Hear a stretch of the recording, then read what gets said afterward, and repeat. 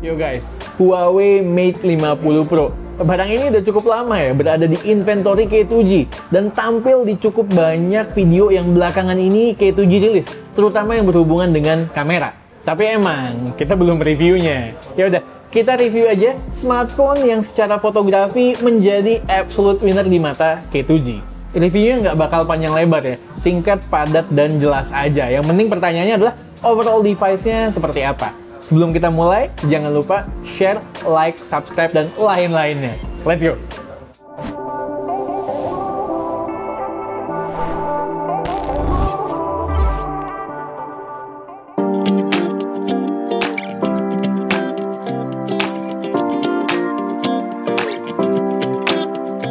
Desain Mate 50 Pro bagus ya, kelihatan mahal, terutama yang warna hitam ini. Yang warna orange dan berbahan fake leather sih bagus juga ya. Cuma secara pribadi, gue pick yang warna hitam ini aja, karena kelihatan lebih premium aja dengan bahan back cover kaca dengan accent gold bertekstur di list modul kameranya.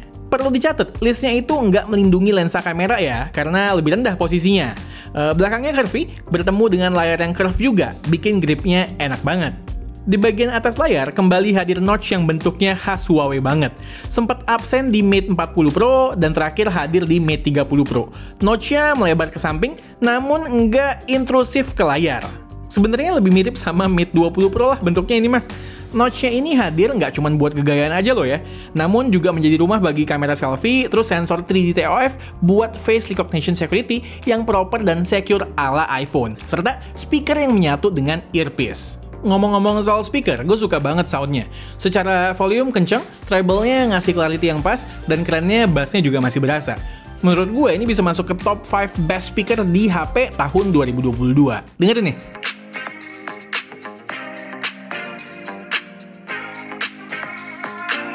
Hal-hal lain yang perlu kalian ketahui soal desain, di sini nggak ada headphone jack, punya rating IP68, dan khusus varian leather karena menggunakan Kunlun Glass yang katanya lebih kuat dari yang non-leather, bisa tahan dicemplungin sampai 6 meter.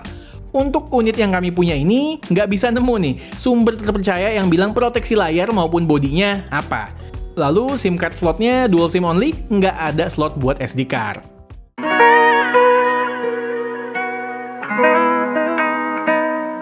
Layar Mate 50 Pro bagus banget, flagship grade pastinya. Datang dengan resolusi di atas Full HD+, yaitu 2616 x 1212 pixels, kemudian punya refresh rate 120Hz dan juga mendukung 10-bit color depth serta HDR10+ buat konten.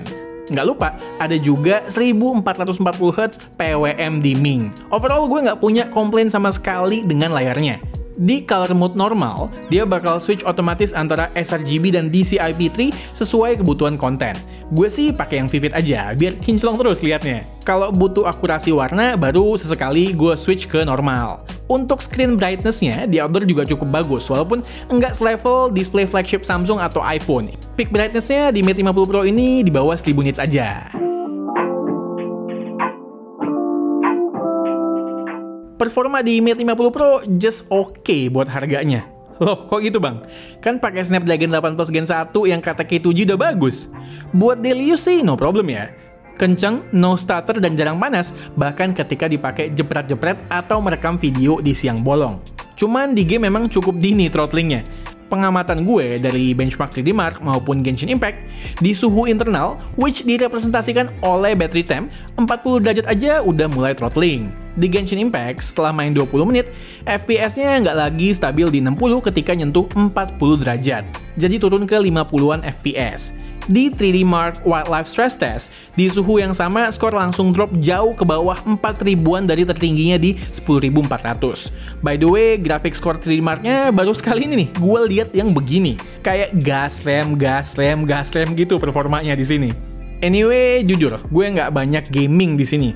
Alasan utamanya adalah jelas, availability game yang masih limited di app gallery Huawei. Well, PUBG ada, Mobile Legends ada, Free Fire ada, tapi Genshin Impact nggak ada, Wild Rift nggak ada, Apex Legends juga nggak ada. Ya bisa sih diakalin. Genshin Impact dan Apex Legends gue installnya pakai aplikasi TapTap, sedangkan Wild Rift dari Gbox yang nanti akan gue jelasin di belakang. Masih nyambung sama performa, kita bahas ketahanan baterai. Ketika menggunakannya as is tanpa ngakalin GMS dalam bentuk apapun, dengan baterai 4700 mAh dan dipakai cukup berat, gue bisa dapat 6 sampai dengan 6,5 jam SOT-nya. Ngecasnya pun cukup cepat, di bawah 45 menit dari kosong sampai full dengan charger 66 wattnya. Lalu juga mendukung wireless charging.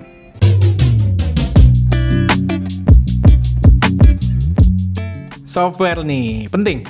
Out of the box jelas nggak ada GMS.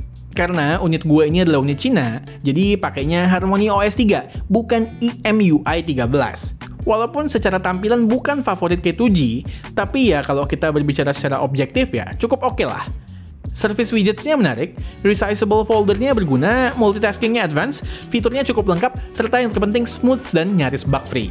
Buat yang nanyain soal penggunaan GMS dengan menggunakan aplikasi Lighthouse seperti yang di unit yang dijual di Malaysia, sorry, gue nggak bisa jawab karena unit gue ini adalah unit Cina.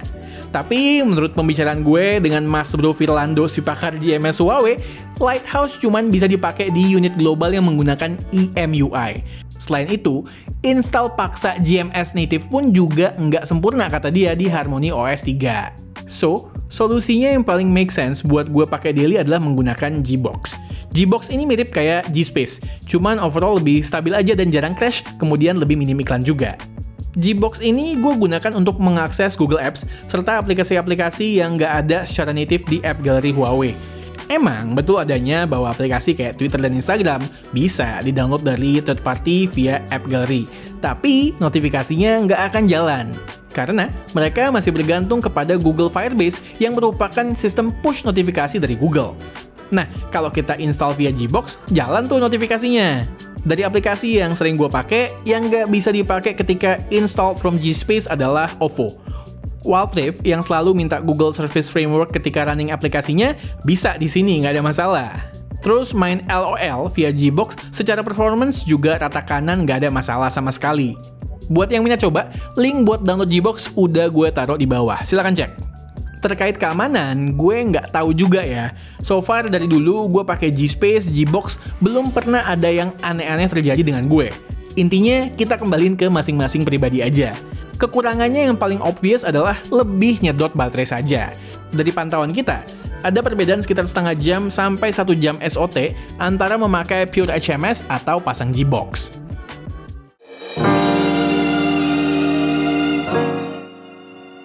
Kameranya, nggak perlu kali ya gue bahas lagi. Udah ada 2 video versus sebelumnya, which di situ juga K2G jelasin secara spek lengkap dan lain-lain. Link udah gue taruh di deskripsi juga. Intinya, untuk fotografi masih jadi juara di mata gue dan Alessa. Ditinggal Leica malah makin menjadi ini Huawei.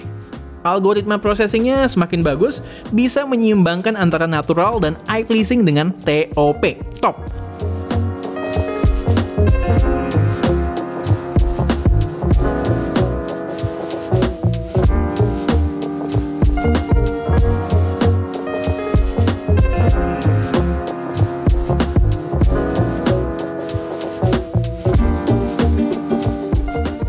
Sementara untuk videografi, ya masih ada kekurangan. Monggo ditonton video-video itu ya, plus berbagai komparasi yang udah kami taruh di IG juga. Makanya jangan lupa follow akun Instagram dan TikTok K2G juga. Nih ya, gue taruh gede-gede akunnya. Silahkan di-follow sekarang juga.